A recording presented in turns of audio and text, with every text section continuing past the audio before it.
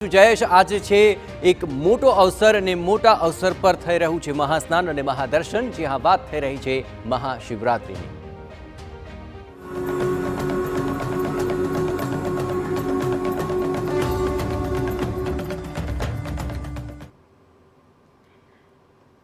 સૌપ્રથમ વાત સોમનાથની કે જ્યાં મહાપૂજા સાથે આજે મહાશિવરાત્રિનો પ્રારંભ થયો। પ્રથમ જ્યોતિર્લિંગ સોમનાથના દર્શનાર્થે વહેલી સવારથી જ શિવ ભક્તો ઉમટી રહ્યા છે। હર હર મહાદેવના નાદથી સોમનાથ મંદિર પરિસર સતત ગુંજી રહ્યું છે। મહાશિવરાત્રિના પર્વે સોમેશ્વર મહાદેવને અદ્ભુત શણગાર સજાવવામાં આવ્યો છે। સોમનાથ ધામમાં 4 પ્રહરની મહાપૂજાનું પણ વિશેષ આયોજન આજરોજ કરવામાં આવ્યું છે।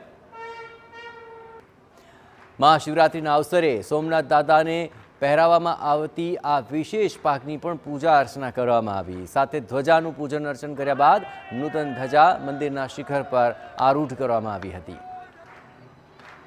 આજે સવારે 4 કલાકે સોમનાથ ધામના કપાટ દર્શનાર્થીઓ માટે ખુલ્લા થયા। ત્યારથી લઈને સતત 72 કલાક સુધી સોમનાથ મંદિર પરિસર ખુલ્લું રહેશે। મહાશિવરાત્રિ હોય, વિવિધ પ્રકારના પુષ્પોથી મંદિરમાં મનોહારી સજાવટ થઈ છે। રાત્રિના 4 પ્રહરની મહાપૂજા ઉપરાંત શિવ મહારુદ્ર યજ્ઞનું આયોજન છે। મોટી સંખ્યામાં શિવ ભક્તો અહીં દર્શનાર્થે અત્યારે આવી રહ્યા છે અને પ્રથમ જ્યોતિર્લિંગ સોમનાથના દર્શન કરી ધન્યતાની અનુભૂતિ કરી રહ્યા છે। આ ઉપરાંત સોમનાથના દરિયા કિનારે આજે વિશેષ પાર્થિવ શિવલિંગ પૂજાનું પણ આયોજન છે। સાથે જ અનેક ભંડારા દ્વારા ભાવિકોને વિના મૂલ્યે ભોજન પ્રસાદની વ્યવસ્થા કરવામાં આવી છે।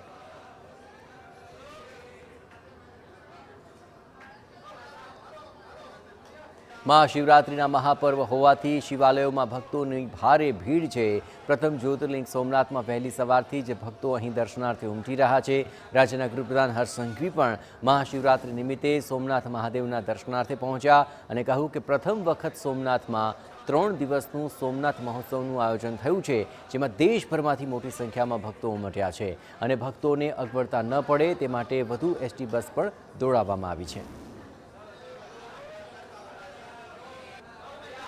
લાખો ભક્તો દેશભરમાંથી પધારી રહ્યા હોય છે, ત્યારે ખાસ કરીને આદરણીય મુખ્યમંત્રી શ્રીના માર્ગદર્શનમાં ગુજરાત એસટી દ્વારા વિવિધ સ્થળોથી વધારાની બસો મૂકવામાં આવી છે અને પહેલીવાર 3 દિવસનો શિવરાત્રિ મહોત્સવ સોમનાથ ખાતે ઉજવવામાં આવી રહ્યો છે।